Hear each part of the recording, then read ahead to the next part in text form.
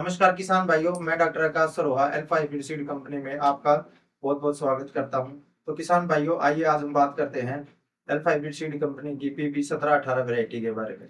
PB 1718 variety basmati धान की एक बहुत ही बेहतरीन वैरायटी है। यह वैरायटी 136 से 138 दिनों के आसपास पक कर तैयार हो जाती है और इसके पौधे की जो हाइट होती है वह लगभग 121 सेंटीमीटर के आसपास होती है। पीबी 1718 वैरायटी में पत्ता झुलसा रोग नहीं आता है और इसका तना मोटा होने के कारण यह गिरती भी काफी कम है। तो आइए किसान भाइयों, अब हम बात करते हैं कि पीबी 1718 वैरायटी को अल्फा हाइब्रिड सीड कंपनी ने किस किस तरह संशोधित करके और परीक्षण करके कितने किलोग्राम की पैकिंग में बाजार में उपलब्ध कराया है। हमारी तरफ से पीबी 1718 धान की 10 किलोग्राम सर्टिफाइड सीड की पैकिंग में उपचार हेतु अलग से पैकेट दिया गया है। 4 किलो पाउच पैक में पॉलीमर, फंगिसाइड और एमिटी टेक्नोलॉजी के द्वारा उपचार किया गया है। 3 किलो बॉक्स पैकिंग में पीबी 1718 वैरायटी को सिलेक्शन करके इम्प्रूव किया है और एमिटी टेक्नोलॉजी के द्वारा उपचार किया गया है, जो कि धनराज पीबी 1718 के नाम से जानी जाती है।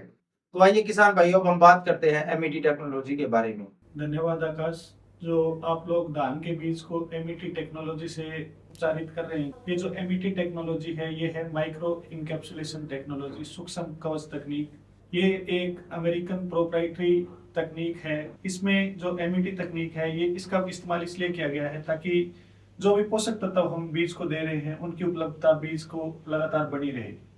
जब हम कोई भी बीज को अनट्रीटेड रखते हैं या कोई भी बीज जिसका उपचार नहीं किया गया है, उस बीज में जो पोषक तत्व उपलब्ध होते हैं वो किसी भी पौधे को जर्मिनेट करवाने के लिए, उसके जमाव के लिए या उसको अजैविक तनाव को सहन करने के लिए जो भी पोषक तत्व हमने हमारे प्रोडक्ट में दिए हैं, उन सारे पोषक तत्वों को हमने एक लेयर से या हम ऐसे कहें कि एक कैप्सूल के फॉर्म में डाला है, ताकि उन पोषक तत्वों का आपस में कोई भी इंटरेक्शन ना हो या आपस में उनका कोई भी रिएक्शन ना हो और वो तत्व एज इट इज पौधे के लिए अवेलेबल रहे। जैसे हम किसी भी पोषक तत्व को सीधा मिट्टी में डालेंगे या हम कहीं पे भी इस्तेमाल करेंगे या हम उनका एक साथ घोल बनाएंगे, तो जैसे जिंक है जो वो फास्फोरस के साथ नहीं डाल सकते, फार्मर को भी ये चीज पता है कि डीएपी के साथ जिंक नहीं डालते या डीएपी के साथ आयरन नहीं डालते।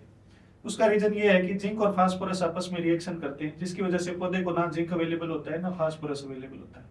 इस तकनीक के द्वारा हमने ये किया है कि हमने जिंक को और फास्फोरस को भी इनकैप्सुलेट कर दिया है, यानी जो हमारे प्रोडक्ट में जो भी पोषक तत्व उपलब्ध है हमने उनके ऊपर एक लेयर बना दी है जो एक प्रोटेक्टिव लेयर है और वो पौधे को उन पोषक तत्वों को प्रचुर मात्रा में उपलब्ध करवाएगी या बीज की जो शुरुआती कंडीशन है उसमें पूरी तरीके से वो उपलब्ध रहेगा। आपने बीज उपचार किया है, इसका फायदा क्या होगा कि इससे एक तो शुरुआती कंडीशन में जो पौधे का प्लांट विगर जिसको हम बोल देते हैं कि पौधे का जो तना है वो अच्छा बनेगा, उसकी जड़ें अच्छी चलेंगी, प्लस उसकी जो जड़ें हैं वो एकदम सफेद कलर की दिखेंगी, उसमें किसी भी प्रकार का ऐसा नहीं लगेगा कि जड़ें पौधे की अच्छी नहीं चल रही है। दूसरा, जर्मिनेशन परसेंटेज या जमाव की जो प्रतिशतता है वो बढ़ेगी पौधे में।